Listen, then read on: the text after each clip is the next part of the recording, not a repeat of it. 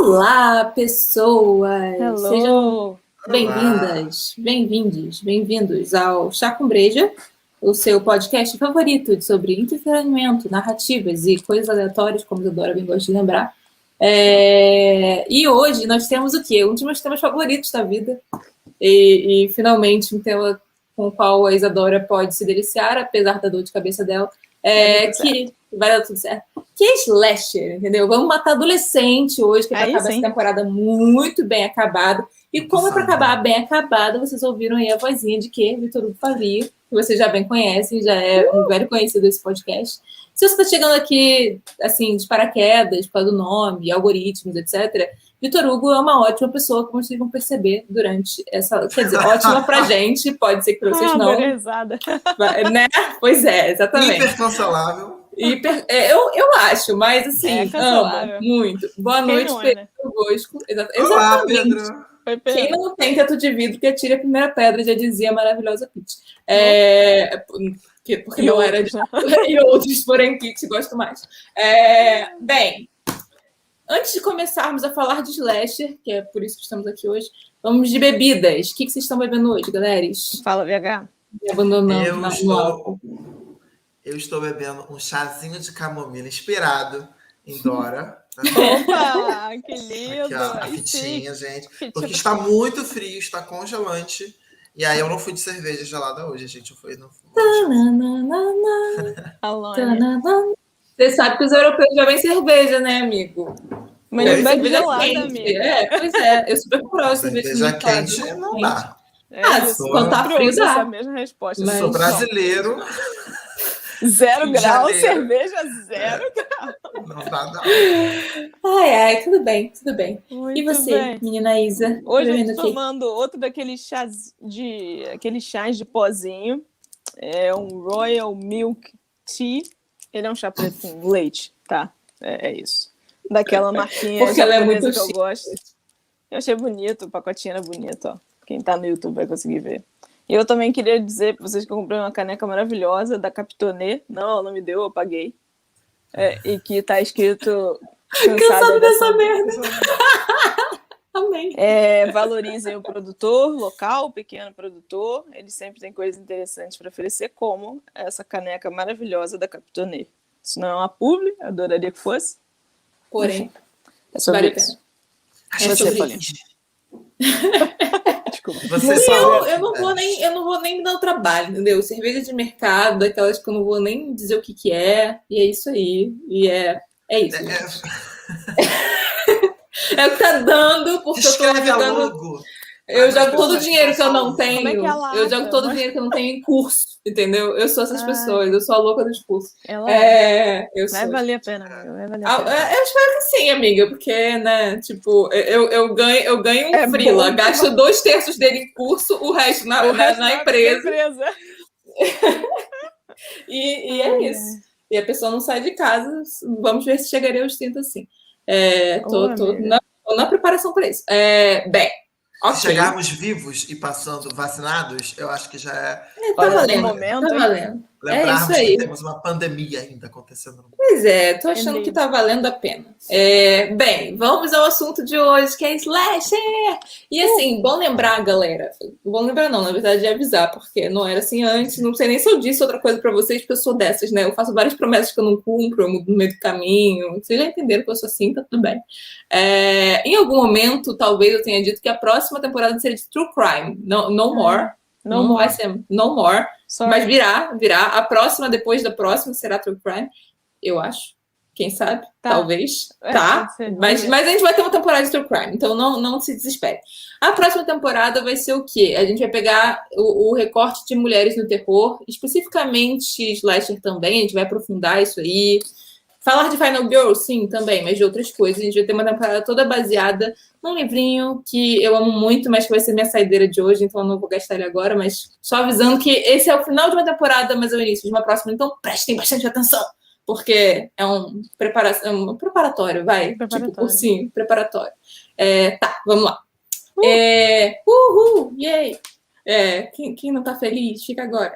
Porque o que é um slasher? O que é um slasher? Vamos lá.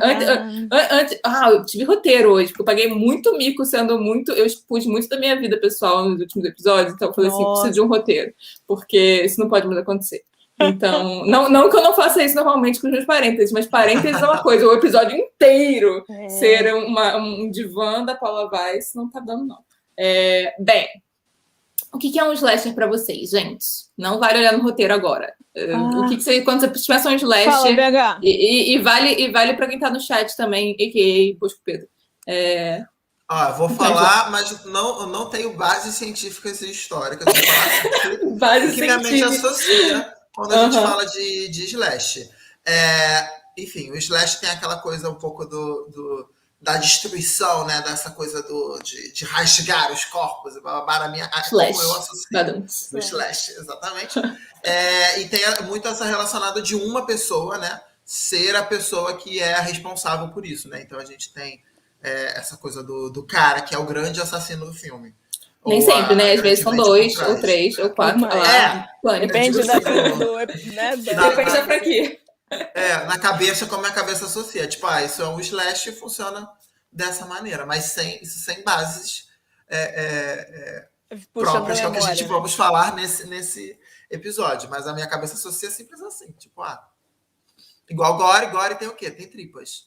Eu penso assim, entendeu? Dona Isa, o que vem na sua cabeça? Que o slasher, pra mim, é aquele setor do terror do... que eu acho que tem um exploitation de morte, né?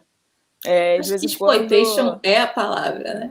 Uma questão de morte em massa, geralmente gente jovem, né? Não vejo tanta gente mais velha morrendo assim, né? De vez em quando tem um ou outro, a gente encontra lá o reitor, sei lá. Tá no caminho, o reitor. O reitor morrendo, tá ligado? É muito bom quando mata o reitor. Mas é uma coisa do jovem massacrado, né? Em massa, e eu acho que, sem dúvida, a morte aí, eu queria até trocar essa ideia com vocês sobre o Premonição. Premonição é um slasher de viés mágico, porque a morte está matando todo mundo, né? Em que a grande glória do slasher é o aprimoramento, para mim, é o aprimoramento das mortes, né? Eu acho que faz muito sentido. As mortes irem melhorando até o final do filme, ir melhorando graficamente, no sentido, né, de complexidade ao longo das franquias. Eles vão levando o nível, né? Quase um esporte olímpico. Agora vamos. Isso é mais legal que você trouxe Premonição, porque quando eu vi Premonição nos meus 9, 10 anos, quando isso lançou, sei lá, obviamente eu era mais uma das pessoas que zoava isso como uma coisa trash, vamos dizer assim. E aí depois a gente vai crescendo e vai abrindo um pouco a nossa mente para as coisas, e você vê que, cara, a proposta do filme sempre foi essa, desde sempre de ser... Eles são bem honestos. São bem honestos. E ser como, tipo, justamente como a morte vai ser criativa para levar o seu corpo. Então, assim, sei lá, o cara vai jogar a moeda do pão fora, ela vai quicar numa pedra, vai passar por 1 de grama, e a engrenagem vai sair rodando. Tipo, cara, é sobre isso. É sobre isso. Sempre foi. Quando você entra no filme e fala, eu quero ver isso, eu quero ver o quão criativo isso vai ser. Tem que saber o que você está indo ver. E aceitar o que você está recebendo, porque você sabe. Inclusive, tipo assim, eu vou dar daqui a pouquinho a receitinha de bolo, mas é justamente, eu acho que uma coisa que é muito legal de sair daqui com essa coisa em mente, que é justamente isso, é uma receita de bolo, e eu não vejo problema de ser, porque a graça tá em você ver aquilo de novo acontecendo, com aquele tipo de personagem, e pensar como é que vai ser dessa vez, né? Nem conto de fada, eu tenho essa sensação um pouco, tipo, recontar de conto de fada. Eu já vi 500 mil vezes essas coisas, entendeu? Exato. Como é que vai ser dessa vez? Tem certa, tipo, lenda urbana, né? Esse tipo de coisa. Tem essa graça do velho refrescante. Refrescante, né? Qual vai ser o novo twistzinho? Que talvez tenha uma pegada meio cabeça e te faça pensar em alguma coisa, mas geralmente no slasher não. De vez em quando é muito bonito esteticamente. A gente estava falando aqui nos bastidores de um que é maravilhoso. It Follows, assim, inclusive tem uma trilha sonora. Tipo, dá pra assistir aquele filme só pela trilha sonora, porque é sensacional. Tá, mas beleza. Então, o que é para pessoas como o menino Bosco Pedro, que deixou claro que ele não tem nada a declarar sobre o gênero, porque ele de fato não sabe nada sobre ele, mas que vai responder para dar engajamento pra gente. E é assim que a gente gosta de pessoas neste canal, entendeu? E se você tá no Spotify na Apple, na Aurelo, principalmente. Aurelo é o lugar que a gente gosta que vocês ouçam, né? Porque a Aurelo faz o quê? Remunera a gente. A Aurelo não tem que estar vendo o quê? Conteúdo para vocês. De vez em quando, na maioria das vezes, tem pesquisa envolvida, tirando o resto toda essa temporada. Mas geralmente tem pesquisa envolvida, entendeu? Muito trabalho feito aqui para vocês. Então, mas de jeito ou de outro, onde quer que vocês estejam ouvindo a gente, façam aí o que você sabe que você tem que fazer nessa plataforma, porque cada uma é uma vibe diferente. Se você está no YouTube com a gente, ou assistindo ao vivo, ou assistindo depois, aquela curtidinha, aquela compartilhadinha, o seu like, um comentário básico para dar aquele engajamento, falar que você pensa, entender. Ah, tem gente que gosta dessas meninas aí que quase não tem engajamento. É isso que a gente quer, entendeu? É isso que a gente quer. Então, beleza, vamos voltar para o nosso roteiro. O que é este gênero para pessoas que, assim como o menino Pedro, não fazem ideia do que isso seja? Basicamente, a gente tem uma receita que é o seguinte: o que o menino VH começou falando, que é o tal do body count, né? Vamos lá, grupos de personagens, geralmente adolescentes, ou jovens adultos, temos muitas mortes em faculdades, sendo mortos um por um, tem o lance do um por um, às vezes dois juntos, especialmente se eles estão transando, às vezes acontece de passar, assim, ou uma faca, ou qualquer coisa no meio, inclusive no meio. Às vezes até algumas coisas, bem isso, assim, vamos gráfico. Pensa, outra coisa boa do gênero, gráfico, entendeu? Ele tá no gore, às vezes sim. Tipo assim, a gente vai falar de como rolou uma evolução desse gênero. Lá nos anos 2000, que Vitor Hugo também achou bastidores existiu, que esqueciam, nos 2000 ele achou que no gênero não tinha nada. Teve muita coisa, inclusive, muito gore dentro do gênero, assim, foi difícil. Tem um filme que eu não consigo ver, embora eu ame o subgênero, porque, tipo, é demais, entendeu? Vai para um lado, assim, que eu quase não consigo assistir o filme. Albergue, entre outros, né? O Albergue, entre outros. Vocês sabem do que a gente está falando. Vocês sabem, mas... Jogos Vorazes? Jogos Mortais 35. Jogos Mortais. Jogos Mortais ainda consegue ser sutil perto do Albergue. Eu acho uma afronta esse filme se chamar Jogos Vorazes, que pra mim os Jogos Mortais podiam ser Jogos Vorazes. Aí tem uma outra do filme chamado Jogos Vorazes. Desculpa. Total, dá no mesmo. Afronta. Bem, mas é isso, além das maneiras gráficas... É por causa da fome que eles passam, entendeu? A gente tem o tal do monstro que o Vitor Hugo falou. Por que eu digo monstro? Porque geralmente, assim, se ele é uma pessoa, se é uma pessoa, um serial killer, aí vai, tem uma coisa meio quase sobrenatural, a pessoa, tipo assim, porque não é que os personagens, tem gente que morre sem nem ver que tá morrendo, mas tem gente que morre e tenta se defender. Nada, ninguém consegue. Então, assim, sobrenatural. Sabe? Ninguém consegue, porém, há uma pessoa que consegue, que é o quê? A nossa Final Girl. Então, temporada que vem, foca nisso, temporada que vem, mas aguardem. Mas, porém, Final Girl, quem é? É a menina virginal, geralmente, não precisa ser, mas na maioria das vezes porque a gente também vai falar de outras coisinhas que tem nesses filmes. É um bom exemplo. É conto de fada real, gente. Tipo, o que não fazer crianças, moral da história. Mas a menina que é virgem, ou virgem até o final, ou virgem boa parte da história, essa menina sobrevive, geralmente, às vezes até, geralmente não, mas muitas vezes, inclusive por causa dela que o monstro está perseguindo os outros, o que eu acho muito injusto, tipo, a menina, por causa dela, todo mundo morre e a garota fica até o final, sempre branca, classe média, geralmente a menina certinha da galera. Lembra de tudo que a gente falou até agora da menina geek, nerd, certinha, babá, que sempre tem lá as desventuras no high school? É a mesma coisa, só que no terror. Essa vibe, ela sobrevive. E aí, junto com essa personagem arquetípica, a gente tem outros personagens arquetípicos. Tem o atleta sempre, a garota promíscua, que é sempre a primeira a morrer. É sempre assim, ou é ela, ou é o cara negro engraçado. Ou seja, estereótipos que são sempre... Quando tem. Então é isso, né? Vamos pensar, várias pessoas brancas de subúrbio norte-americano. Quando elas não estão no subúrbio, tem isso também, o cenário. O cenário sempre é o quê? O mais seguro possível na cabeça do americano de classe média, que é subúrbio. Posso contar um negócio pra você? Vai na fé. Assim, semana passada a gente estava falando, né, no episódio anterior de trauma de adolescência via filme. Eu nunca na minha vida achei uma boa ideia morar no subúrbio americano. Quando alguém voltou de uma viagem, não, a gente ficou na casa, vocês são loucos, o povo morre à torta e à direita nesse lugar, isso é bom para entrar serial killer. psicopata. As pessoas me olham assim. Eu até hoje, eu não gosto. Você gosta de morar em casa. Eu acho que vai dar merda. Alguém vai pular o muro e a gente vai todo mundo morrer com um arpão enfiado no nosso pescoço. Enfim, nesse sentido, eu posso dizer que o filme americano traumatizou. Não moro em casa, tô fora. E isso não é só o slasher que ensina, gente. Basta você ouvir um podcast de True Crime qualquer aí. Ver documentários que você sabe que o subúrbio é uma merda, entendeu?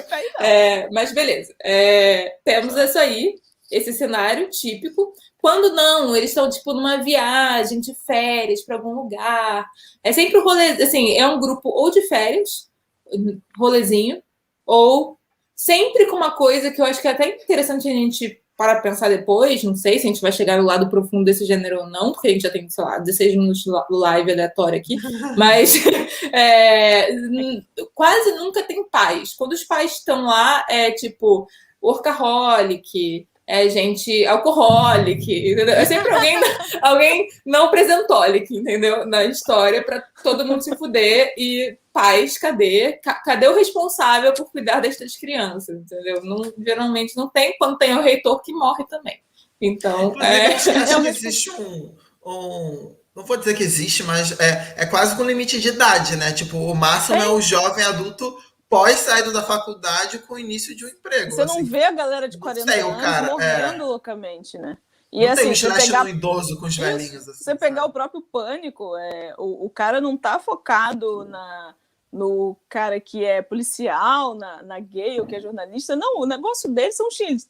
Vai dar a cotovelada na cara do jornalista de 30 e pouco, tirar ela do caminho e voltar para os universitários. Não, quando mata, é isso, assim, tipo, o cameraman que é pra dar aquele momento do...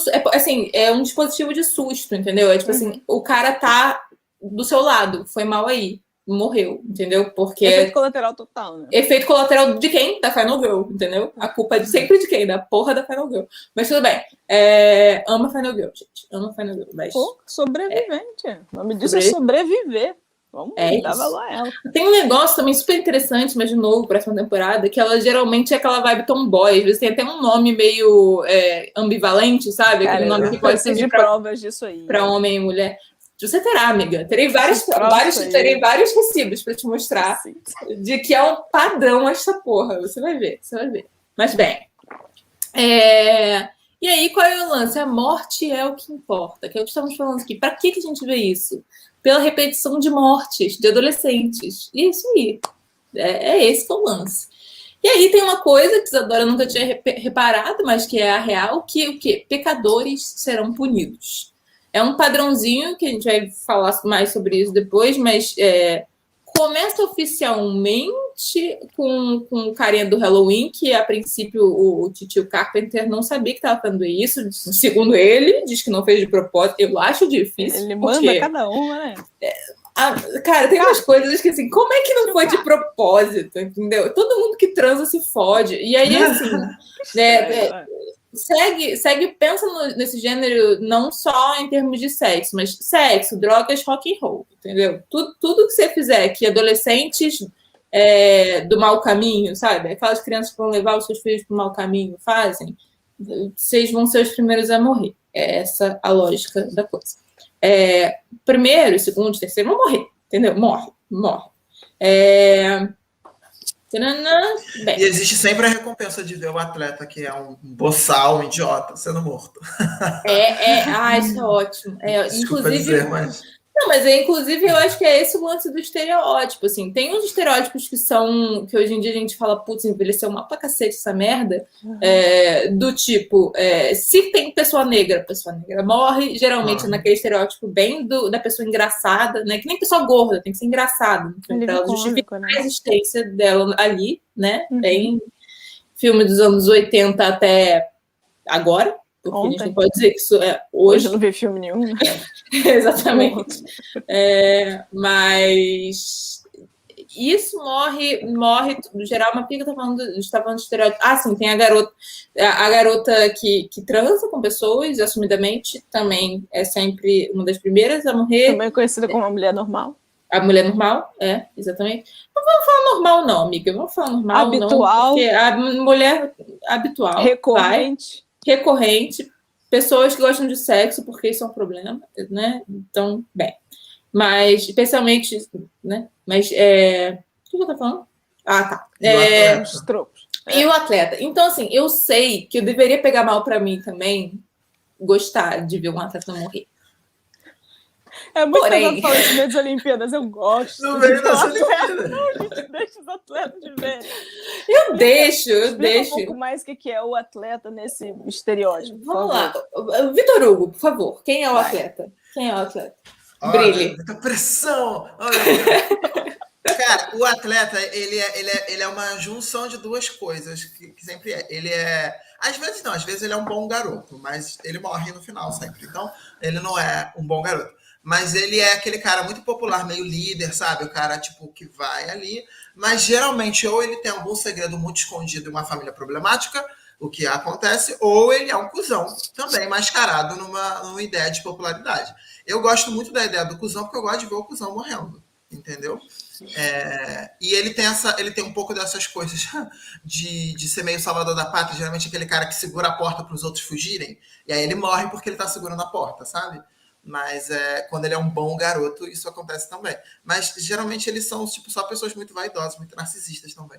Então é sempre legal ver eles morrendo em qualquer uma das duas situações. Disse bem ou falei merda?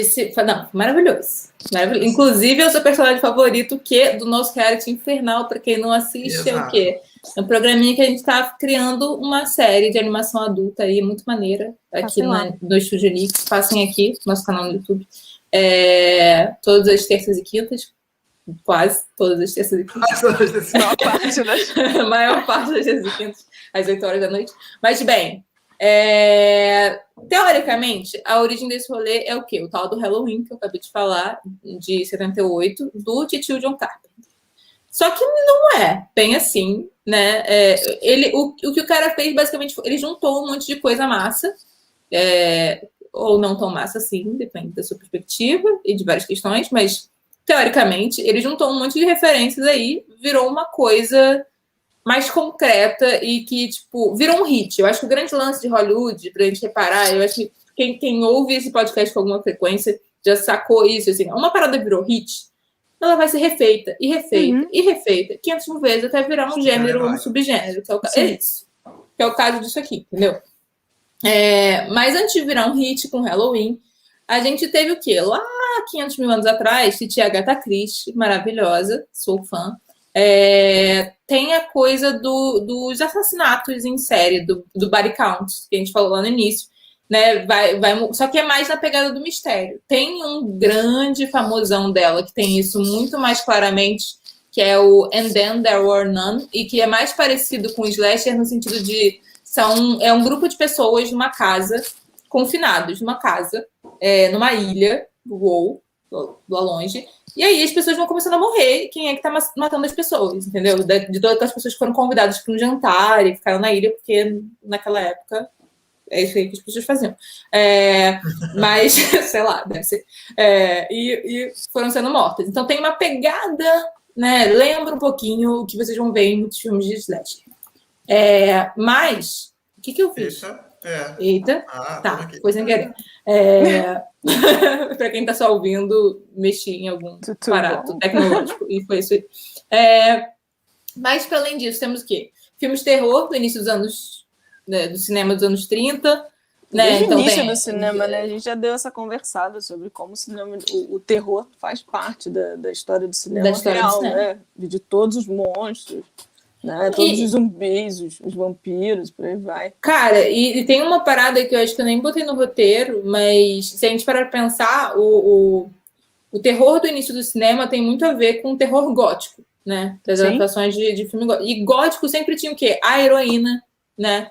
Com as pessoas suspeitas numa casa meio que tem uma aparência segura, mas ao mesmo tempo é assustadora. Então tem vários elementos que a gente pode dizer, de certa forma, que o slasher tem um pouquinho de neogótico, assim, né? Que acho que em vários momentos até, né? Total. Uma questão de colocação de cenários, até aqueles fotografia de acampamento antigo tem uma coisa gótica ali, né? Tem, total. A gente sabe que talvez tenha pessoas que ouçam isso e que vão criticar e falar, não, gótico, perfeito, sem defeitos, não pode ser slasher. Tudo bem, mas no YouTube esses comentários. Isso, comentários, queremos. Discute com a gente. Discute com a gente, façam hate aqui embaixo. Debater. Lugar para hate. Falem bem ou falem mal, mas dê engajamento. É isso. Bem... Eu espero que anos à frente a gente ouça essas coisas e ache engraçado. Amiga, eu não sei se eu vou parar pra ouvir tudo que a gente falou. Eu espero que anos à frente a gente tenha, sei lá, 1000 episódios pra eu falar assim, só não vou, entendeu? Só não vou ouvir toda a merda que a gente falou na vida. Bem, daí nos anos 60 começa uma parada que é isso que a Isa falou, né? Antes, nos anos 30, tinha coisa do monstro, né? Então era o vampiro, era o Frankenstein, era aquelas figuras típicas do terror já um pouco consolidado através da literatura. Ainda era uma coisa assim, o mal tá no outro estranho, tá naquela coisa. E aí, o que os anos 60 faz é trazer o lance do uncanny, né? Que, tipo, do titio Freud, que é basicamente você pegar o familiar e o familiar ser aterrorizante. Você não consegue lidar muito bem com aquilo, e aquilo é desestabilizador e fica mais aterrorizante ainda. E aí... Então, assim, são o quê? Caras, teoricamente, normais, ou seja, o cara da classe média, branco, tipo, perfeito, normal, para Hollywood, é o mal, é o assassino. Aí temos o quê? Os dois principais, assim... inglesezinhos, segundo a Isadora. É isso, né, Isa? Inglês. Sim. Show, beleza, não tô falando merda. Tem o Pippin Tom. Os dois são dos anos 60, literalmente 60. Pippin Tom, que é basicamente um cara que filma mulheres enquanto... não é nem esfaqueia, tipo, perfura elas com um negócio que tá preso na câmera. É um negócio muito horroroso e fálico em vários níveis. É, assim, péssimo.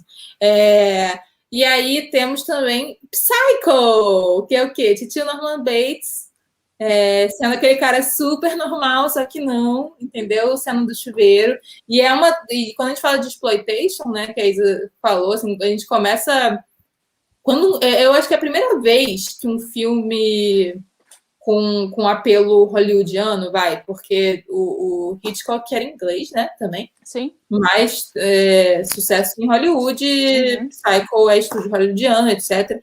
É a primeira vez que um filme é vendido como a cena pela qual as pessoas vão pro cinema é a cena da morte. É a cena da morte.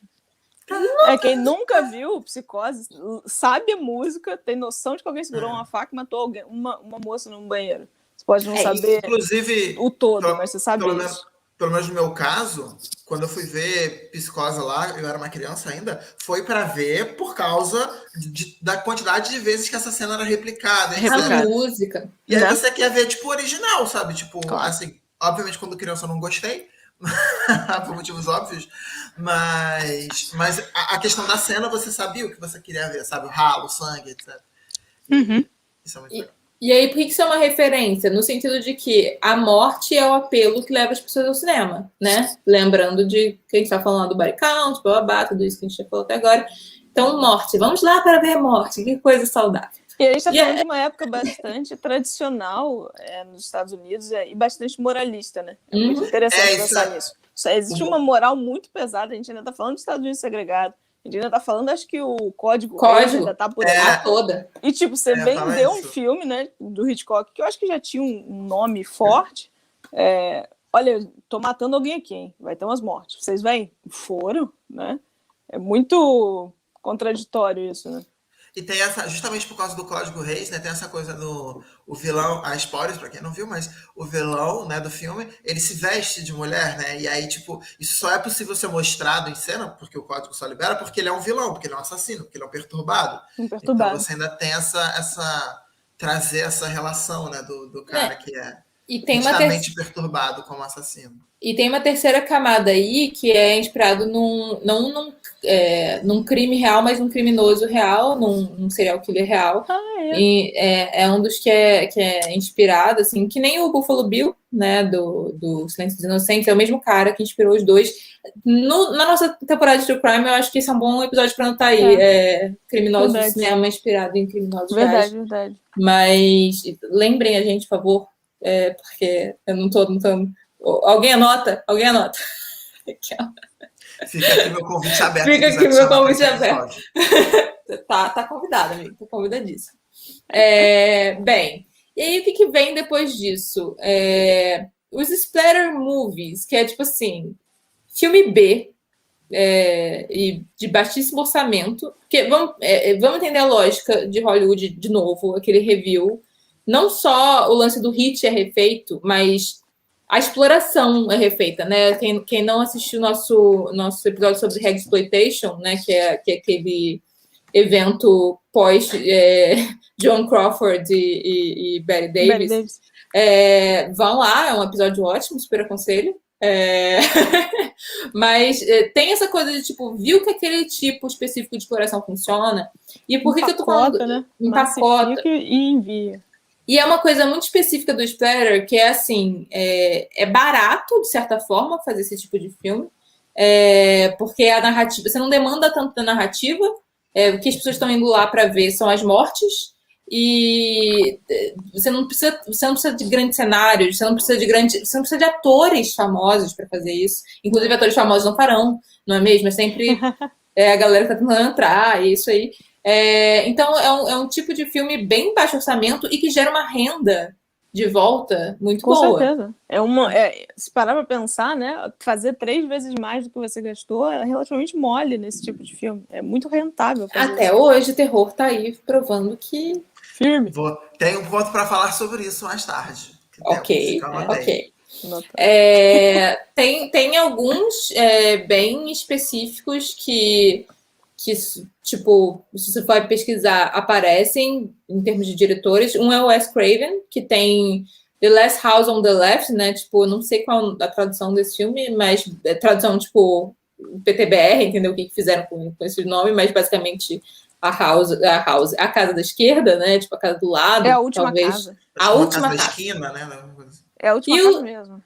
E o Toby Hooper, que é o cara do massacre da Serra Elétrica, né? Texas Chainsaw Massacre. Nossa, meu inglês é muito bom. Fala sério. Anos 70. É a melhor sobrevivência até hoje, que é a pessoa, aos 45 do tipo assim, no minuto final do filme, ela consegue fugir. Então, tipo assim, é um filme que, se vocês não viram, tem 500 mil franquias, né? Quer dizer, é uma mesma franquia, mas com 500 mil filmes. Não, gente, 79, ó, vamos voltar. The Last House of the Left, de 72, é Aniversário Macabro. É isso que a gente tá falando, né? 72. Tá. Se chama Aniversário Macabro, porque diabos...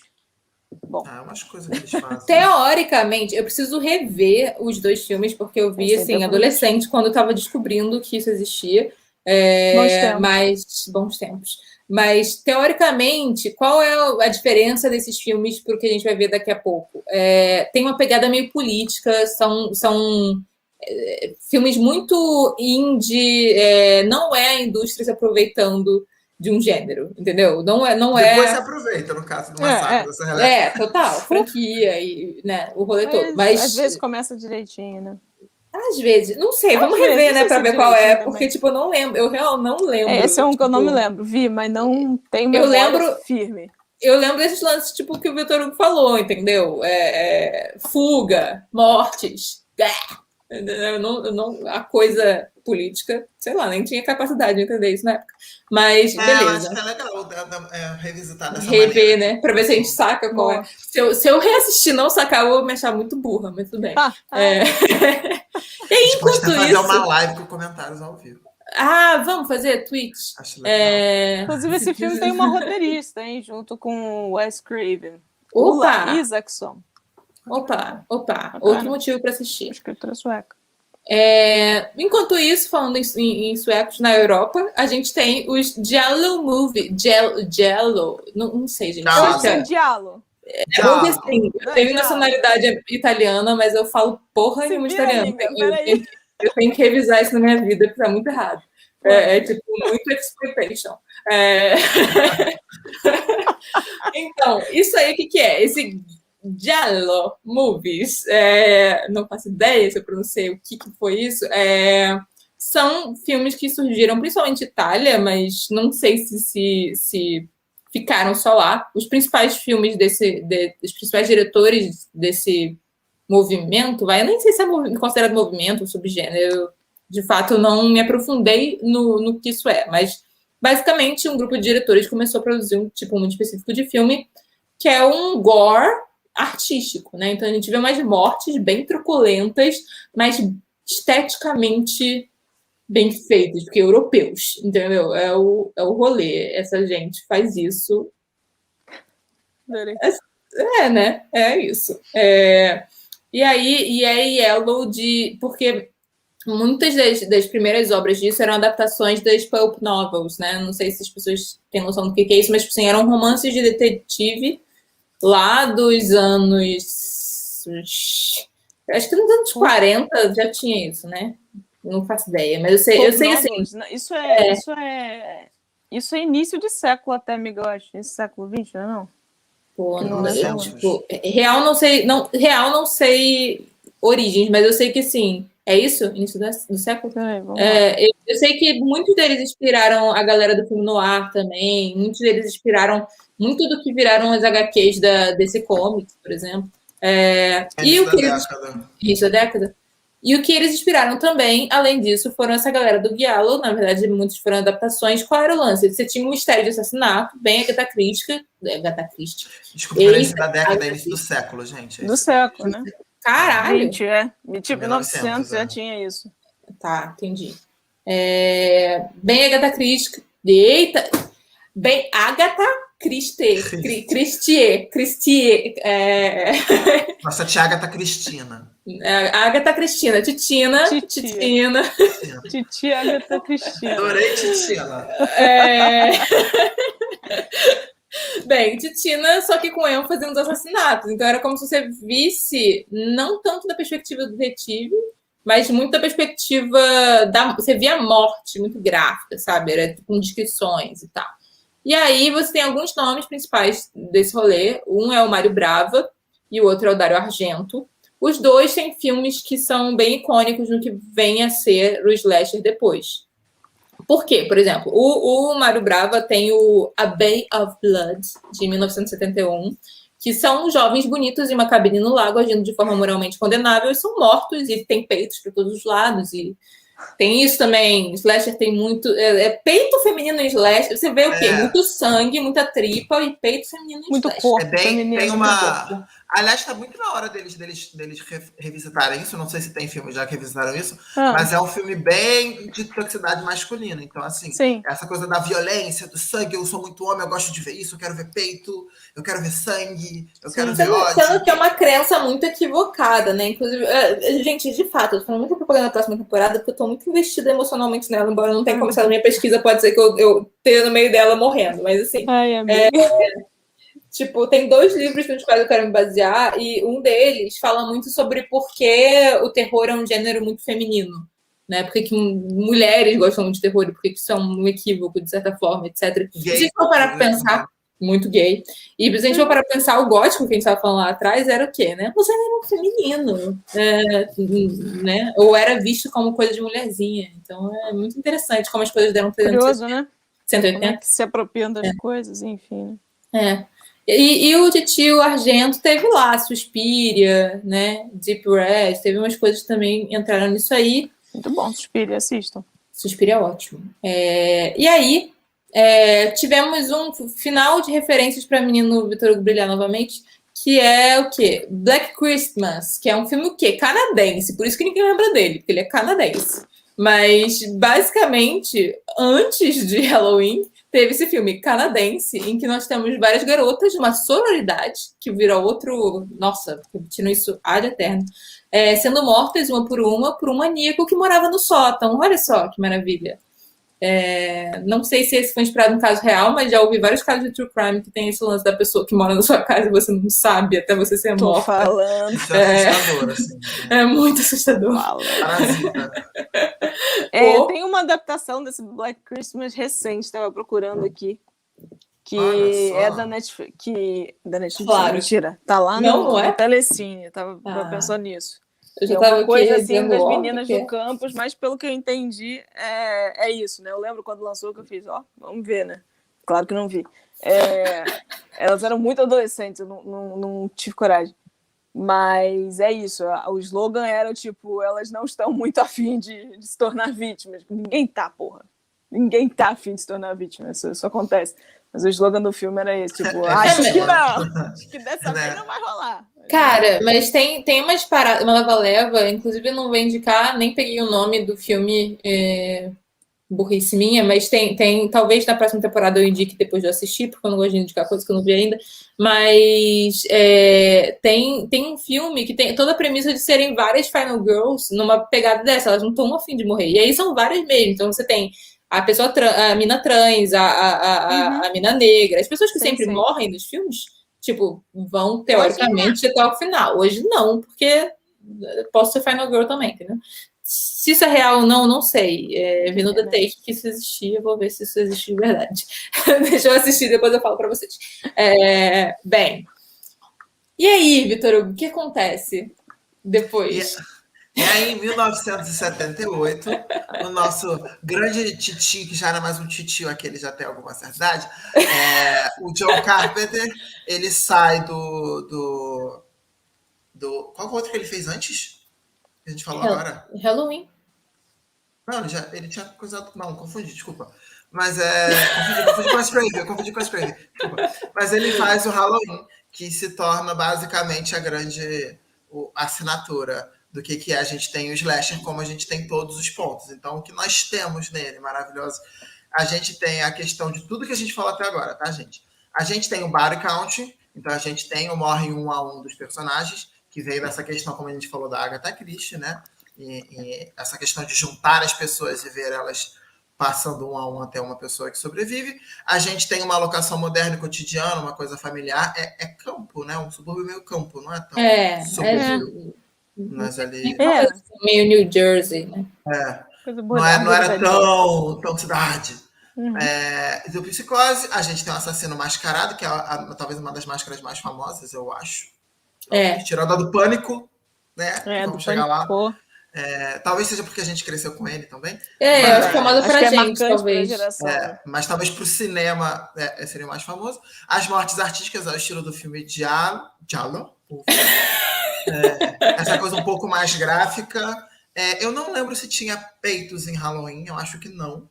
Mas cara, o grafismo é bem bonito. Eu acho tem Jamie Lee, né? E eu acho que ela tinha uma coisa... pelo menos depois na carreira dela tinha muito isso, né? Acho que ela não é uma mulher linda. Ela não tem uma cara que o Hollywood necessariamente considera linda, mas a Jamie Lee, a gente... Não sei vocês, mas ao longo da carreira dela nova, você tava vendo ela muito exposta, né? No mínimo, muitas costas, muito banho. Não sei até que ponto, não, admito que não lembro de tudo, mas tem Jamie Lee, eu acho que alguém gravou ela de baixo. O primeiro filme eu acho que não deve ter, eu tenho que rever, mas eu sei que ela vai do início ao fim sem transar e no final tem até uma coisa meio fálica, de tipo assim, quase como se ela virasse um homem pra ser Final Girl, assim, tipo, é uma vibe. Basicamente ela é extremamente masculina. Ela é uma das protagonistas que tem uma cara realmente masculina, né? Se ela não tivesse peitos e tivesse barba, ela é muito andrógena, é isso. Ela tem uma cara que Hollywood depois, quando pega ela para representar, ela tá sempre com aquele cabelo curtinho, ou ela é aquela mãe modernosa, ela não tem aquela cara... Ela, inclusive, tá em Sexta-feira 13, que é o próximo filme, tipo, não esse Sexta-feira 13, mas o Sexta-feira Muito Louca, da Lindsay Lohan. De cabelo, fazendo mãe... fazendo mãe com cabelo curtinho. Exatamente. E é muito engraçado porque ela também é uma diva cultural da comunidade LGBT e faz muito sentido em termos de da questão do filme, mas o fato dela ser andrógena e como era talvez o mais próximo de representação que a gente poderia ter de uma pessoa andrógena como protagonista, vamos dizer assim, dentro de um filme. E é muito doido, né? Uma coisa que é ao mesmo tempo muito problemática e ao mesmo tempo representativa. É muito doido isso. São umas coisas do sem querer que acabam sendo... Eu acho muito bacana como as pessoas conseguem se apropriar das coisas, né? Eu acho muito especial isso. Os grupos, então vamos pegar pra nós, já que vocês estão dizendo que não fizeram. Eu acho maravilhoso isso. É tipo a Úrsula em Pequena Sereia, ela ser uma drag queen, e hoje a gente olhar e tipo, caralho, ela é uma drag queen. Então ela é uma drag queen. Então agora você vai ter que assumir que é uma drag queen. Lida com essa merda. Entendeu? Lide com o que você criou. Se vira. Vai ter o remake, eu quero no remake, maquiagem, quero drag. Quero coleção com a MAC, não me interessa. Quero afetação, entendeu? Quero balançando os peitinhos, bem drag. Vale. Quem não me viu no vídeo agora, enfim, quem tá me ouvindo no Spotify, vai ver o vídeo que eu fiz uma cena incrível agora. Ai, amigo, nem foi tudo isso. Trazendo as pessoas pro vídeo, Paula. Tá bom. Marketing. Novamente, ele é centrado em adolescentes, não tem a presença de adultos, basicamente, no filme. Maldito. E ele é um mega sucesso de bilheteria, e aí eu vou passar de volta para a Paula, porque Hollywood faz o quê?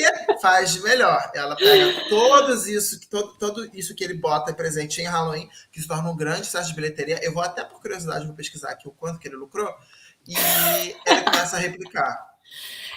Uma coisa que eu esqueci de botar no roteiro, mas que também, tipo, vira uma espécie de ícone, é Carrie, do De Palma. Eu dou mais crédito pro Stephen King, porque eu sei que Stephen King tem problemas, entendeu? Ele tem muitos problemas, mas eu sou... Eu pago pau. Eu pago pau, não tem como. O De Palma fez uma boa direção. Fez. Eu tenho problemas com o De Palma, muito mais do que eu tenho com o Stephen King. Fez muita merda naquela carreira daquele homem. Mas a direção de Carrie é muito massa e gerou umas coisas muito legais. Assim, muito massa no total, não, também. A gente tem umas cenas problemáticas. Mas assim, vamos lá. Esteticamente, é interessante o filme. Show. Pegando esse lance trazendo o Giallo, não sei se pegou, não sei se não pegou. Eu sei que o cara fez, entendeu? E ficou massa. E as outras Carries não contam pra mim, porque aquela é a Carrie. Até ignoro que existe. Para vocês terem a referência do custo, gente, eles gastaram 300 mil, 400 mil para fazer dólares.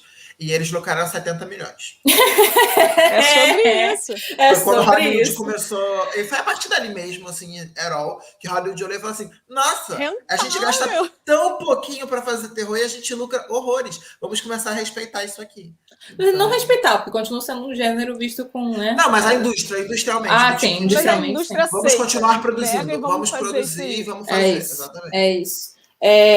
Mas por que Carrie também, né? Se a gente parar pra pensar aqui, matando vários adolescentes, um por um, só que não é um serial killer, né? É uma mina que se revoltou, ficou puta, porque as pessoas são escrotas e ela tem poderes, é isso aí. Mas tem essa coisa do sangue, né? A pessoa vestida de sangue. Tem um gore, né? Relacionado. O monstro, né? Como se ela estivesse saindo do poço do chamado. Então, isso. Tem um pouco o lance, o gore, é um por um, é adolescente, é subúrbio. Tá aí, né? Muitas coisas. E aí a gente vem com os 500 mil, como o Vitor Hugo falou, não sei se é o primeiro deles, mas um dos que ficou mais famoso, Sexta-feira 13, né? E ele é muito menos sutil, muito mais mortes. Eles focaram. Basicamente assim, pegaram o que fez Halloween ser Halloween. Eles acharam, a indústria faz isso. Vamos ver o que a gente acha que é.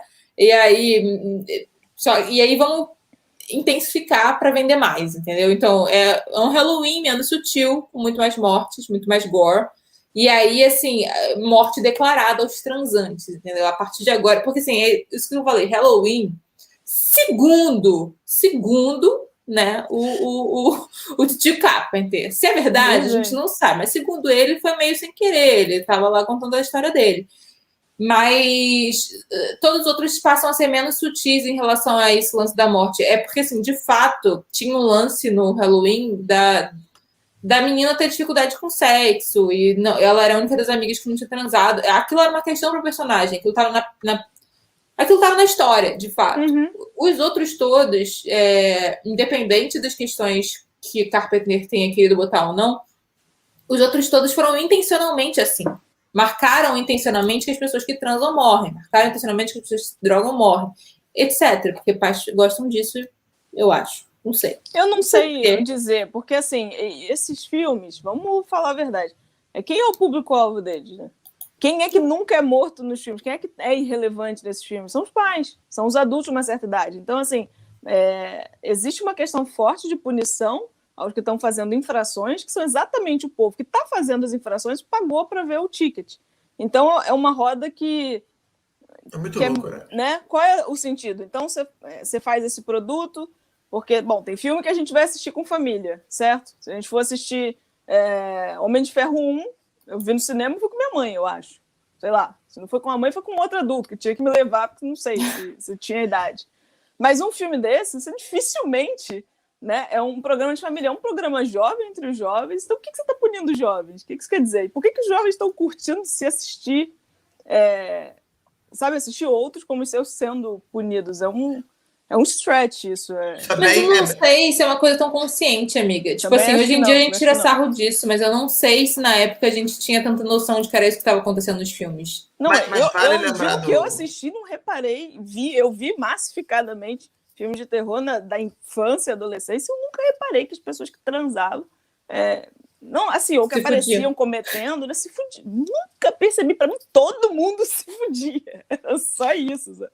Eu tenho uma dúvida se na época do Halloween, eu vou até pesquisar isso, se o Código Reis ainda tava, eu acho que tava. Acho que não. Não, 70. No Halloween? 70 acho que não, amigo. Eu acho que não é final. Porque ainda é final de 70. Sim.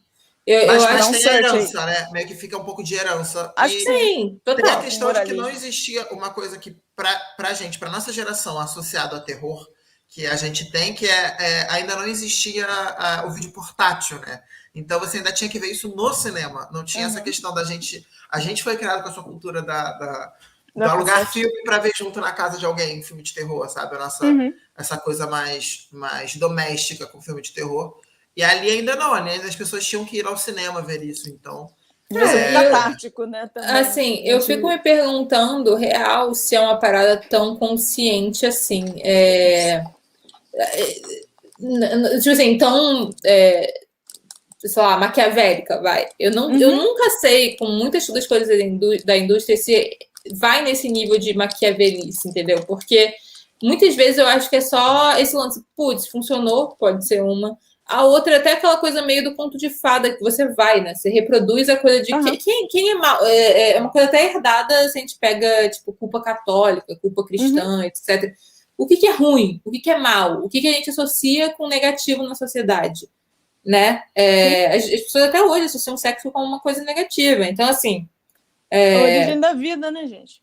Vamos entender aí. Vamos entender o negócio. Então... É muito aquele lance do ovo à galinha, o quanto disso foi pensado. Saber. Porque, assim, sinceramente, eu acho difícil que pais ficassem muito felizes de ver os filhos vendo o slasher, entendeu? É tipo, meu filho foi num show de metal, tô felizão. Acho que não, entendeu? Eu não sei se é uma coisa... Tipo assim, porque eu não sei nem se eles paravam para assistir, para pensar que é a moral que está sendo ensinada. Eu acho, sinceramente, que não era isso. Eu acho que existe uma curiosidade. Acho não. A gente tem uma obsessão, a gente tem... Se não uma obsessão, a gente tem um fascínio pelo crime. Né? Vide a loucura do true crime. A gente sempre teve fascínio. Vide as manchetes de jornal que Jack Stripador tinha. As pessoas estavam curiosas com aquilo, como é que matou como.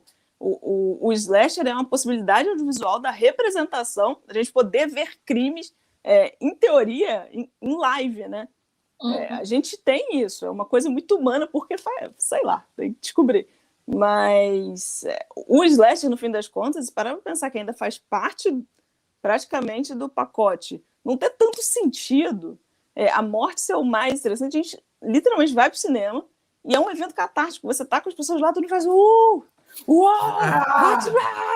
é uma coisa em que você tá vendo ao vivo o crime, sabe?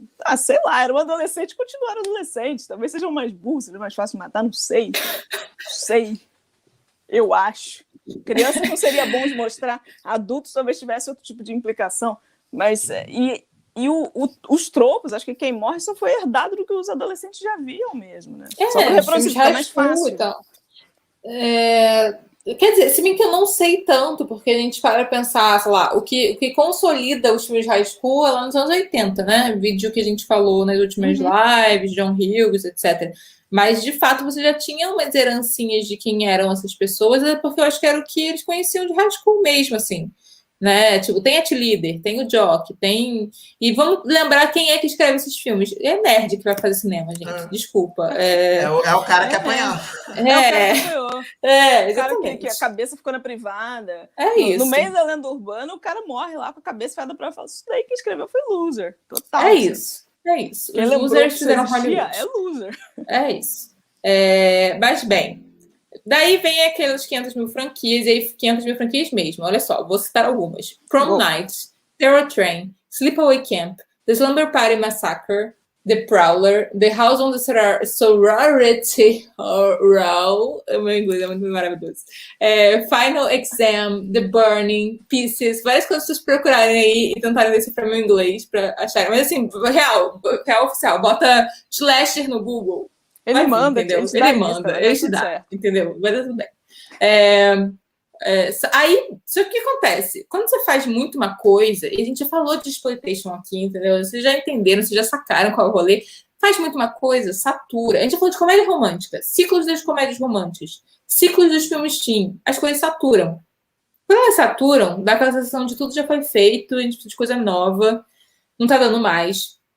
E vamos pensar assim, até os anos 80, o que era muito feito era esse cara serial killer meio sobrenatural. A própria origem do serial killer tem uma coisa ligada com os pecadores que a gente falou que são punidos. Você pensa assim, o Sexta-feira 13, eu não lembro mais quem era, mas o próprio Halloween. Jason. É o Jason. É o próprio Jason, que morre enquanto as pessoas estão transando. É esse que morre no lago?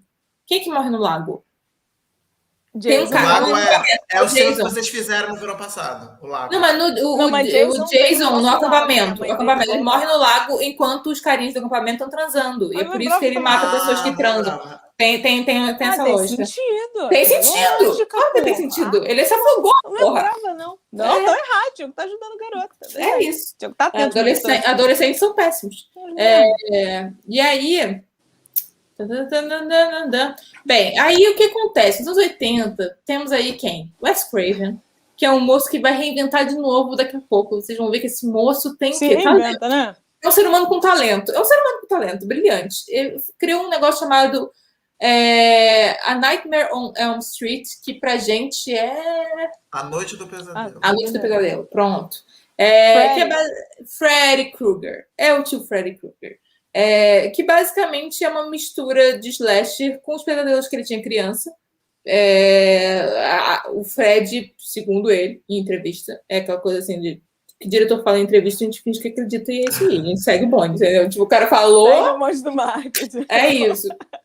Mas, basicamente, por que ele conseguiu reinventar um gênero? Que no momento que ele bota os assassinatos acontecendo dentro dos sonhos das pessoas, aquilo vai para um surrealismo, para um fantástico. Ele consegue usar elementos... É isso. Consegue usar elementos que renovam o gênero de uma forma muito fresca, né? Claro. Depois ferram com isso? Claro que ferram com isso. Fazem ele até lutando contra o Jason, né? Tipo, não é contra o Jason que ele luta?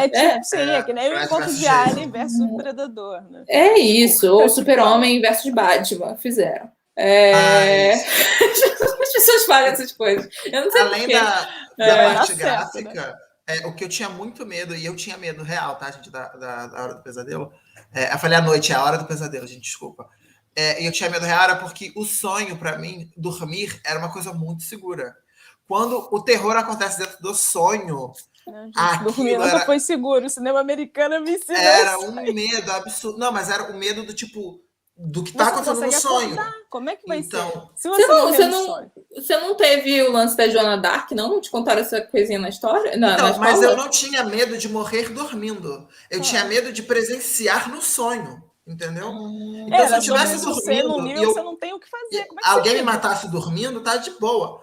Então, dormir pra mim era confortável. Se entrar um assassino aqui e eu estiver dormindo e ele me matar, eu não vou saber. Eu vou acordar no céu. Agora, eu criança pensava isso. Ou não. Agora, eu estar no sonho e aí eu ter que sobreviver no sonho, esse tipo de coisa, era muito cansativo pra mim. Cansativo, entendeu? Você acorda exausto. E aí, exausto. E até hoje, com 40 anos na cara, quando eu tenho esses pesadelos de morte, que eu tenho que fugir, esse tipo de coisa, quando eu acordo, tipo, obrigado, Senhor. Paz de Cristo, amém. Vou rezar 3 Ave Marias. Você consegue fazer o esforço para acordar dentro do sonho, amigo? Você consegue identificar que tá sonhando? Não, se eu identifico que eu tô sonhando, é pior, porque eu não consigo acordar, at all, não consigo fazer nada, e eu tenho que ficar esperando a hora de eu acordar, entendeu? Entendi, você não tem um poder de edição, né? Não tenho poder de edição. Com o terror, não. Com outras coisas eu tenho poder de edição. Quando, estou sonhando, vou voar. Mas com isso aqui, não. Isso aqui não. Uma vez eu tive um sonho de terror, gente, que eu estava... Era grupo do Harry Potter. Eu estava lutando contra a Bellatrix. E ela usava o crucifixo em mim. Doía. Dói! Tá? Não era legal. Não foi legal. Tá? Aí eu acordei e falei, cara, eu nunca pensei que eu fosse dizer que eu não queria que Harry Potter fosse verdade. Mas não era legal. Você estava lá. Entendeu? Não era tão legal. Gente, aprenda a se defender nos sonhos. Eu tô falando sério, hein? Tem que aprender a se defender nos seus sonhos. Vai fazer aula de judô no sonho, sabe? Umas coisas assim. Não, mas real, dá pra você editar seu próprio sonho. Você tem que aprender eu edito meu sonho. Eu também. Consigo. Eu acho que... Fico 2 dias sem dormir depois. Eu acho que com medo eu não consigo. O medo me dá um... eu tô com medo, paralisei. Entendeu? Sinistro. Trabalhei isso aí. Bem, mas o que acontece? Esse moço fez isso e aí imitaram ele ad eterno, né? Aí veio o Chuck. Quem não conhece Chuck? Chuck, o boneco assassino, veio dessa leva aí. Veio dessa leva aí de... a gente não precisa fazer pessoas que são quase sobre-humanos. A gente pode fazer coisas sobre-humanas, sobrenaturais, etc, etc. E ainda etc. vão vender boneco, hein? Nesse caso aí, ainda vamos vender bonequinho. Bonequinho. Nossa, a minha mãe tinha uma boneca. Não, isso é um papo. Esse é um papo específico. Eu acho que a gente precisa fazer esse negócio, um papo específico. Mas minha mãe tinha uma boneca que era igual ao Chuck. E aí eu dizia pra ela, mãe, essa boneca é igual ao Chuck. Ela dizia que não. Aí eu levei pra escola. Aí fizeram bullying comigo. Aí ela aceitou. E eu nunca mais tive que usar a merda da escola, cara. A escola é uma merda. Aí isso foi no prezinho, hein? Porque bonecas. Mas... Eu tinha um boneco que eu tinha medo na minha casa, numa das levas, que eu não vou lembrar do que era. E aí eu tinha medo dele. E aí, horrível isso. Mas na hora do... que a gente dava brinquedos para pessoas que não têm brinquedos, eu dei esse boneco tipo de primeira, assim, pá, pode ficar com o boneco, vai adiante. Outra pessoa vai lidar com esse trauma. Ela já volta, amigo. Agora outra pessoa vai lidar com esse boneco e vai sobreviver, igual eu sobrevivi. Eu passei adiante, gente. Tadinha da pessoa, né? Que pode ter morrido. Vai que tava endemoniado o boneco. E aí você matou a pessoa com o boneco. Olá, amiga. Eu saberei quando eu morrer, que aí Dom Pedro vai falar São Pedro, né? Vai falar, então, você é um assassino. Que você tá aqui a sua lista. Tá aqui a sua lista de equívocos. Vamos ver para onde você vai. A primeira delas é doou o boneco possuído para criança carente. Bem, e aí quando começou a dar zoeira, eu acho muito ótimo porque é isso, assim, o cara inova, aí zoam com que o cara inovou, aí ele inova de novo com o quê? Pânico. O que é pânico? Nossa, gente, o que é pânico, hein? Tá de parabéns. Vamos lá. O que é pânico para vocês, gente? Vamos fazer aqui no início do episódio. O que é pânico para vocês? Antes de roteirinhos. Cara, eu vou falar sem... pânico hoje, para mim, significa uma coisa, mas eu vou falar dentro de uma pessoa que viveu essa cultura, acho que nós três vivemos essa cultura. Pânico, para mim, era tipo o coisa do terror, era o auge do terror, é o que eu vivi como um grande blockbuster de terror. O que talvez as pessoas nos anos 70 viram como Halloween, nos anos 80 com Jason, a gente viu acontecer com Pânico, né? Não, e sem saber que era uma piada em relação a outras coisas anteriores, né? Exato. Isso é muito ótimo. Sem saber, não tanto o Pânico 1, que eu era muito criança, mas mais ali já o Pânico 2, que já, enfim, já tinha uma coisa de passar até na TV. E aí tinha essa coisa do grande fenômeno, as coisas de você usar a máscara, comprar a máscara para você se fantasiar de pânico, sabe? E era uma coisa que justamente quando eu era uma criança de 6, 7 anos, dava muito medo, era assustador, ver as tripas, etc. E, obviamente, como a Paula falou, eu não fazia ideia de que aquilo era uma paródia, entendeu? Não associava, para mim aquilo ali dava medo, era terror, era amedrontador. E aí depois de velho, quando você revê, você fala, nossa, isso aqui é muito bom, peraí, não é só terror, só um parênteses que eu acho necessário. Gente, a gente não tá falando de Todo Mundo em Pânico, que é uma paródia da paródia, tá? A gente tá falando de Pânico. O filme, só porque, porque vai que tem gente da geração Z ouvindo a gente, né? Scary Face. Mas eu acho que Pânico tinha uma coisa... Pânico, eu acho que é meu primeiro filme de slasher, sim. Eu acho que no último eu já tinha idade para ir no cinema assistir. Tudo bem. Mas... o Pânico, para mim, tinha uma experiência que eu sigo gostando, que é a experiência da caça, né? Do jeito que liga, que tortura. Aquilo era muito especial. E eu acho que foi um dos primeiros filmes assim que que em termos de linguagem de cinema mesmo, para mim, na idade que fosse, eu acho que eu devo ter assistido primeiro com uns 11, 12, assim que eu pude entrar na Blockbuster e um pouquinho fora dos filmes da Disney, foi para lá que eu fui, tinha uma coisa da linguagem, né? Tinha aquilo do que está acontecendo no fundo, você tinha que prestar atenção em camadas, né? E aí, claro, é a experiência do filme um pouco mais adulto, né? Que a gente conseguia ver. E, com certeza, a gente vivia, tinha a vida do terror, né? A gente reconhecia aquela máscara. Eu acho que foi um puta hit fora da caixinha, fora dos nossos filmes. Se for para pensar assim, né? De forma geral, eu não vivi muito os filmes de comédia romântica na escola, mas eu vivi muito esses filmes de terror. E tinha uma coisa de identificação, né? Você vê o sujeito que se fantasiou de Pânico, né? Que era a fantasia do Pânico. Pânico pra mim era aquela máscara, entendeu? Eu não associava. Não sabia nem que isso era uma palavra, sabe? Pânico. Ah, você tá de pânico, que é aquela máscara. E era muito... E foi isso. Quando eu fui ficando mais velha, que eu entendi. Aí eu entendi que alguém estava numa faculdade de cinema. Foi uma coisa, assim, muito curiosa. Depois que eu fui entender mais, mas era isso, era amedrontador, com certeza, e aquele início, aquela caçada, aquilo é de arrepiar, assim, não precisou ter um sangue, né? Eu acho que isso era muito bacana, o sangue veio pouco depois do filme. Não, assim, eu revi recentemente, final de semana passado, eu acho. Tipo, tem um sangue logo no início, que é quando ele vai matar a menininha no início. A Drew Barrymore. A Drew Barrymore. A única cara conhecida que... Tchau. Mas depois todo mundo daquela gente virou estrela, né? Mas sim. Antes da Drew, ele mata o namorado dela de forma um pouco gráfica, assim. Tipo, que ele corta o pescoço do cara e pá. Mas ainda assim... É sutil, né? Comparado ao que veio antes, assim, é muito sobre isso que você tá falando de te torturar no telefone dizendo você não sabe onde é que eu tô na sua casa. Você não sabe como é que eu vou entrar aí. Você não sabe, é sobre a tortura. É sobre era muito assombroso gatinho e rato, né? E aí vocês querem morar no subúrbio americano, onde qualquer um pega teu telefone, entra na sua casa e você não sabe onde o puto tá. Sabe uma coisa que é muito boa no Pânico? Pra além disso, é que assim, tipo... São dois caras diferentes no primeiro filme, não vou dizer quem é, mas são dois caras diferentes no primeiro filme, caso alguém não tenha visto, né? Spoilers, etc.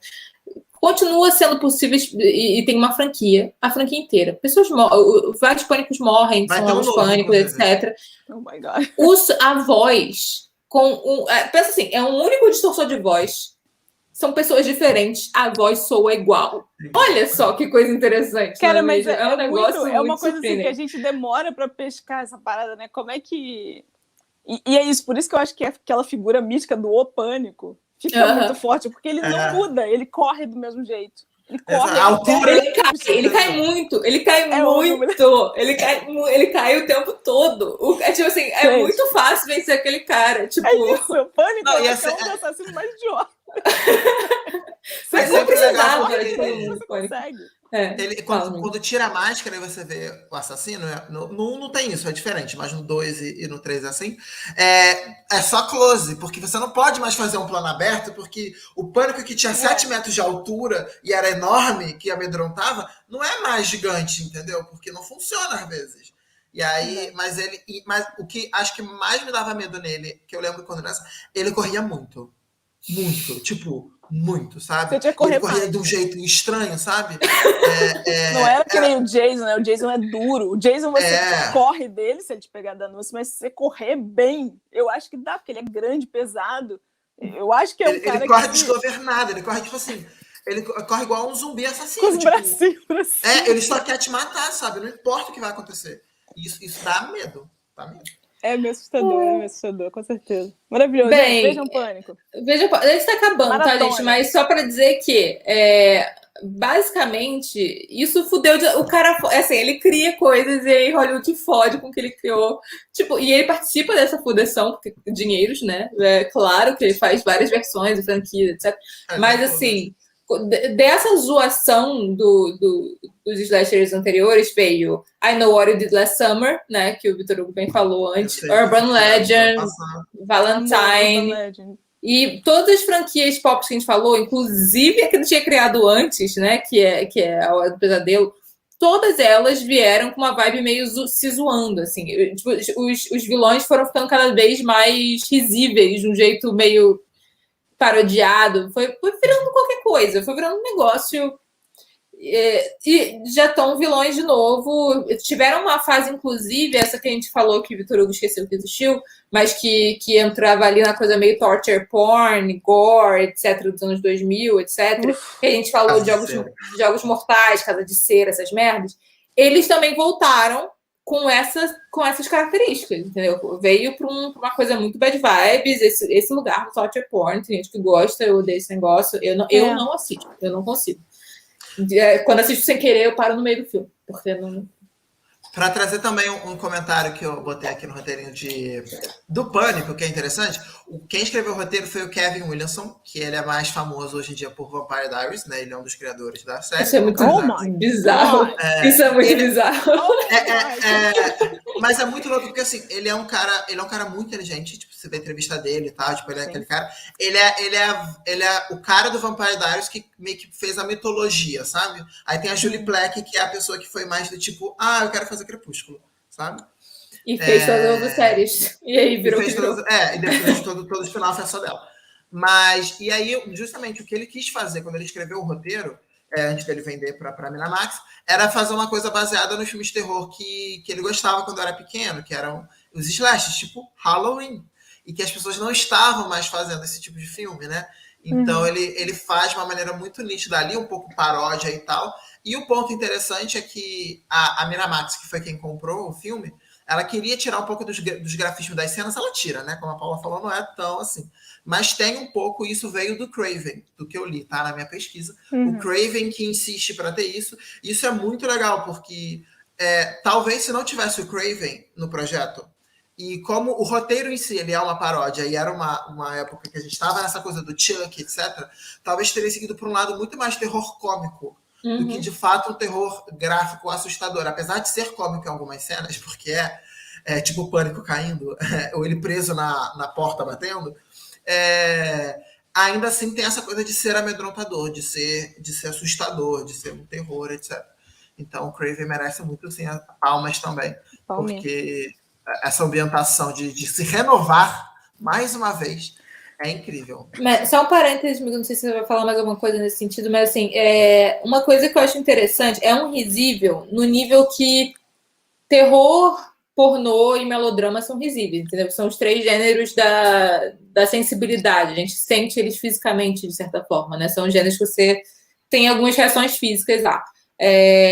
Todos eles são risíveis. Todos eles têm momentos de riso, porque faz parte da própria nuance do gênero. Ele não consegue funcionar se você não tiver alívios cômicos dentro, entendeu? Então eu acho que é muito por isso também. Até porque ele é uma sátira. É uma sátira homenagem, não uma sátira também. Tanto é que exato. Tem o Todo Mundo em Pânico depois. Eu falo que não precisa, mas tipo assim, o Todo Mundo em Pânico é um exagero disso. Ele vai para um lugar muito. Pega as coisas que são zoadas, mas assim, o Pânico se leva a sério. Ele zoa os filmes anteriores, mas ele, em termos de filme, se você assistir ele como filme, ele se leva você tem medo da porra do Pânico. O Pânico vai matar, entendeu? Você não é uma coisa. Ele passa numa época, né, onde já existem os filmes, né? Então é como se ninguém nunca tivesse visto um filme de terror.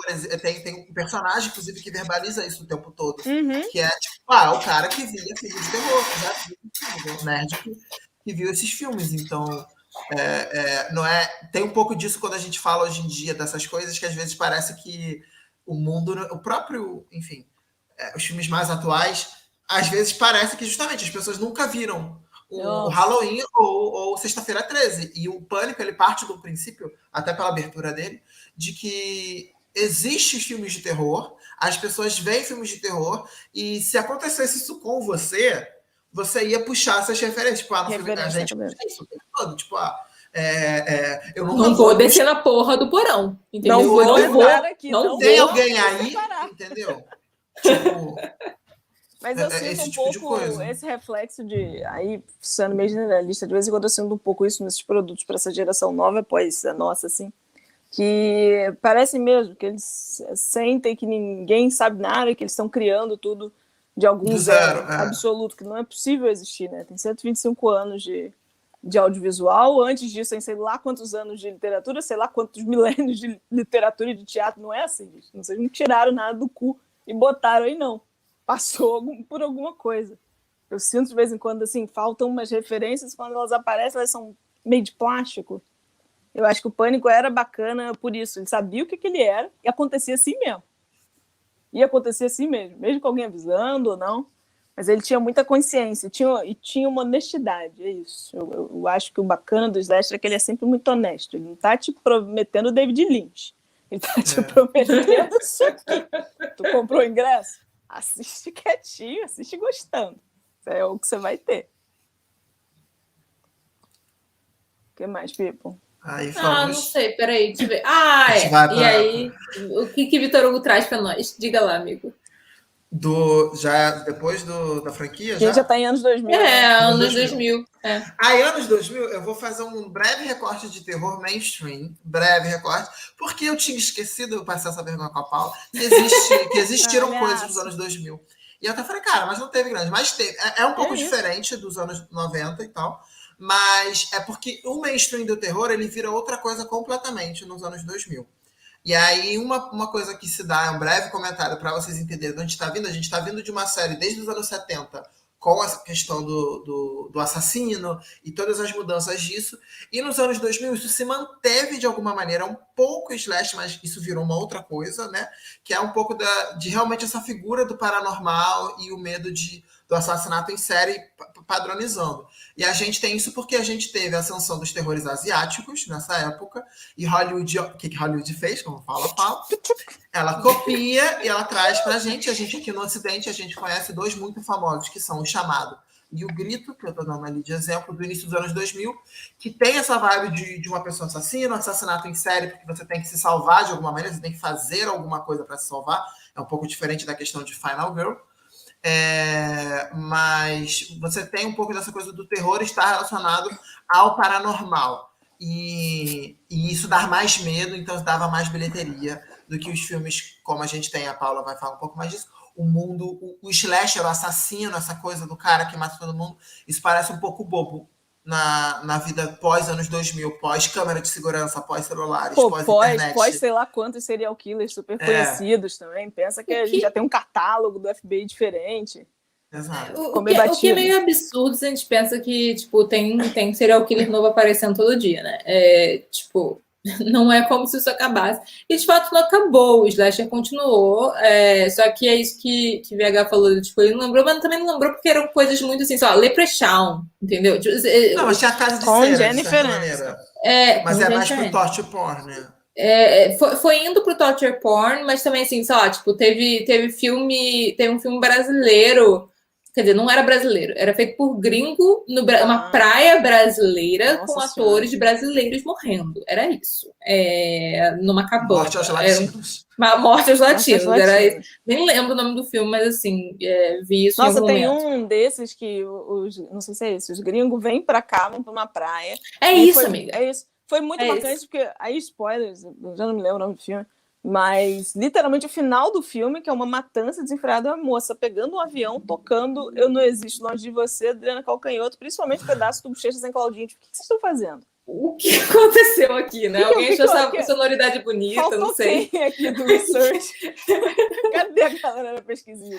Que é isso? Tava muito escrachado, né? Tava muito fora do que era. Isso. Eu acho que tem uma coisa cultural da época dos anos 2000. Não estou falando isso baseado em estudo, mas no futuro, acho que mais para o final da década vão poder dizer isso com mais propriedade, porque já vai ter passado muito tempo, mas com a internet, com a tecnologia, os avanços que a gente teve do final dos anos 90 e dos anos 2000, é um pouco de reset cultural ali, e aí eu acho que é muito difícil fazer esse tipo de slash durante os anos 2000, nos anos 2000, sem entender como que... Cara, agora a gente tem celular, a gente tem internet, câmera de segurança... Como é que ninguém viu isso? Né? Como é que a gente associa isso, então, né? eu tenho uma... Mas eu acho que assim, isso é todo um outro episódio numa próxima temporada de Adolescente que a Isadora top fazer.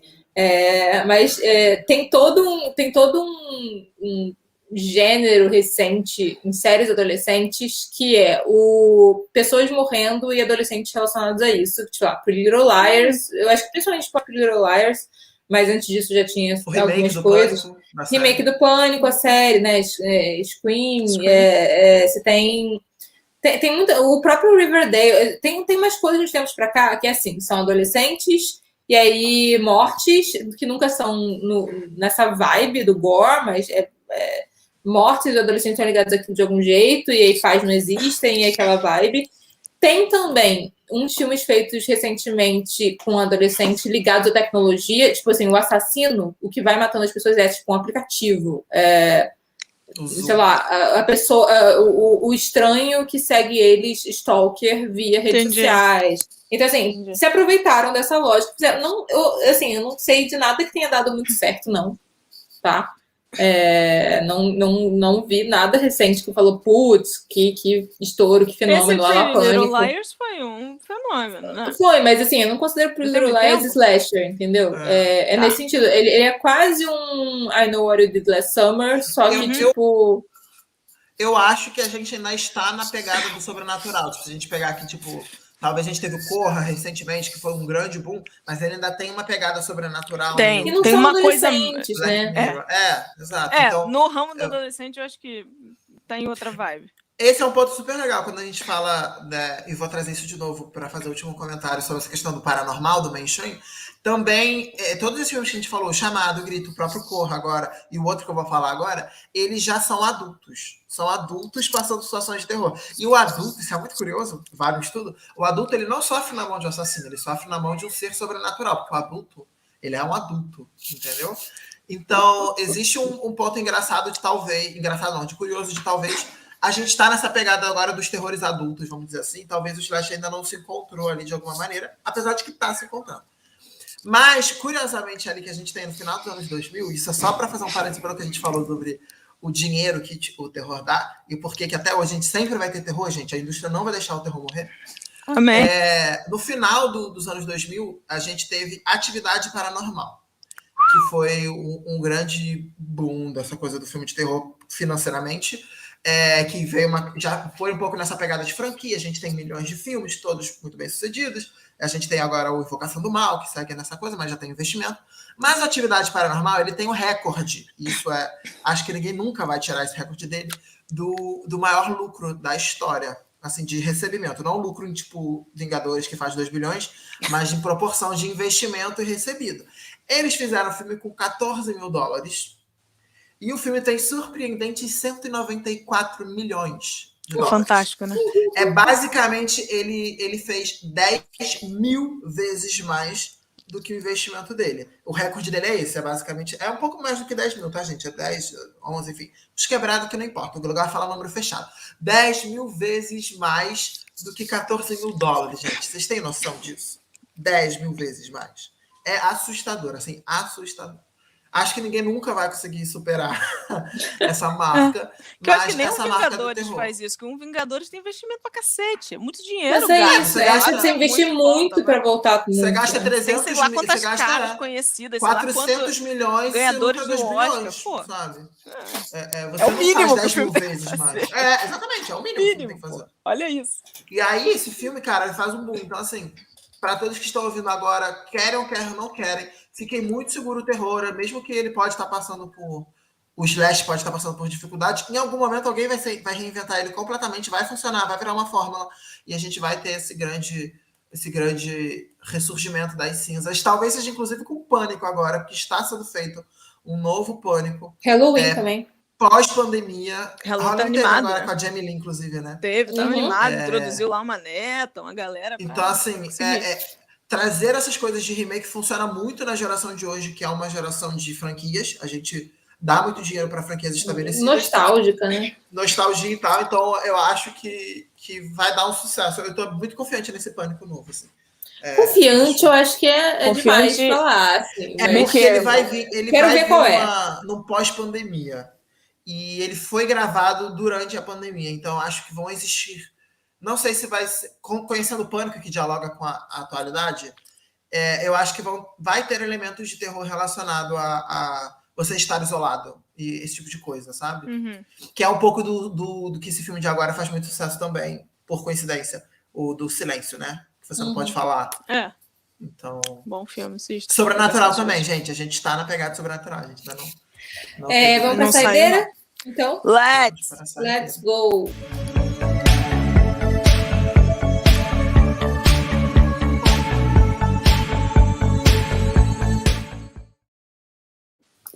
E aí, convidado, qual a sua saideira?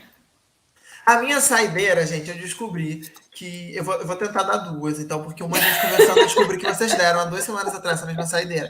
Mas como tinha muito relacionado, eu vou dar dois filmes. Um deles é a Netflix agora, o Rua do Medo, de 1994, foi o que eu vi. Mas ele é uma franquia de 3 filmes.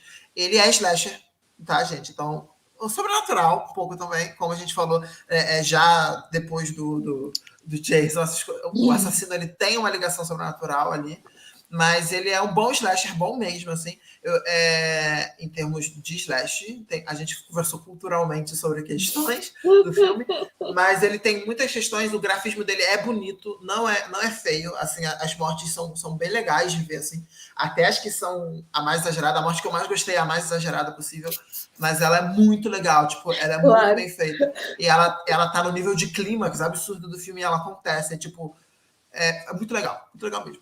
Assim. Mas é um bom filme, etc. E vale a pena. E o outro filme que eu esqueci o seu nome dele, é esse mesmo, mas eu acho que é O Segredo da Cabana, em português. E ele é muito legal porque ele na verdade, tudo isso que a gente falou aqui agora, ele deixa extremamente explícito no filme, como se fosse uma fórmula de um deus maior, né, dos deuses, dos titãs e tal, sobre toda essa coisa da Final Girl, da ordem que as pessoas vão morrer, etc. E ele brinca muito com isso, com o assassinato. E o final, apesar de ser um pouco tosco, porque, enfim, ele vai para um outro caminho, ele é muito legal porque ele brinca justamente com esse e se a Final Girl não quisesse ser a Final Girl? O que aconteceria com esse sobrenatural? Então, é bem legal, assim, é bem legal ver como eles vão descobrindo essa lógica. Eu acho que é um filme legal, 2 filmes legais para se ver relacionados a isso. Boa. Isa. Eu já tinha falado da Rua do Medo, né? Tinha que ter guardado para hoje. Deixa eu falar rápido que minha internet vai ficar chateada comigo. Minha dica tem na Netflix, se chama Terror nos Bastidores. Eu não sei o nome dele em inglês. Ele é, acho que relativamente antigo, né? 2015. E é um filme onde um grupo de adolescentes vai parar dentro de um filme de terror. Claro que um filme de terror de slasher. Claro que tem nesse grupo um maníaco por filmes de slasher, que sabe tudo que vai acontecer, que sabe quem é. É um filme que ele é muito mais comédia do que terror, né? Ele tá ali para rir dessa situação.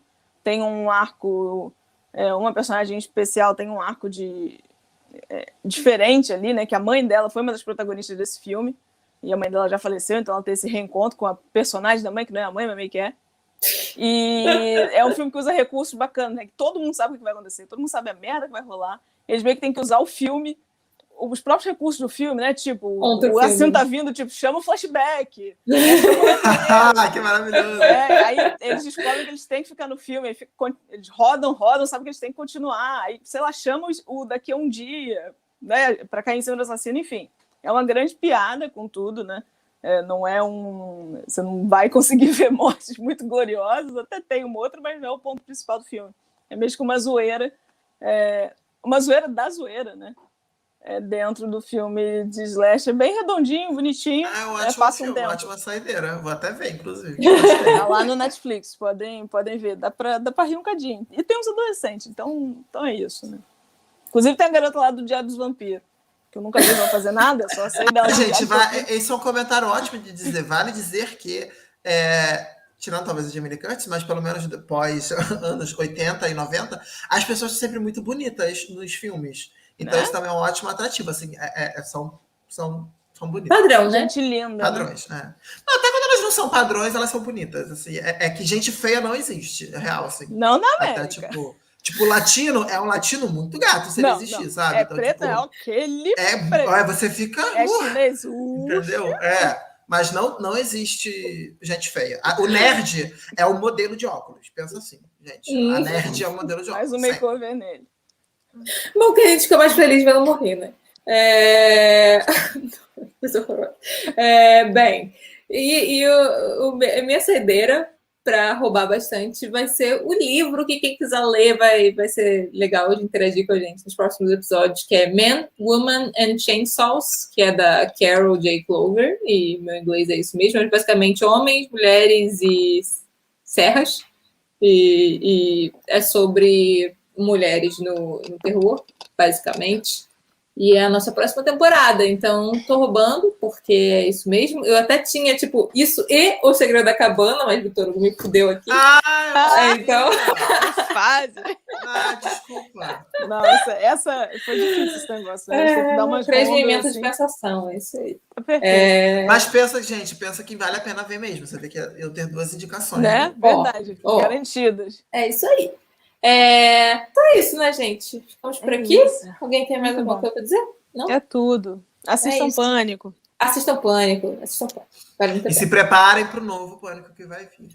Amigo, você tá com muita expectativa. Para com isso. Tem medo, Eu tô com expectativa. Be careful. Vamos só parar. Vamos parar.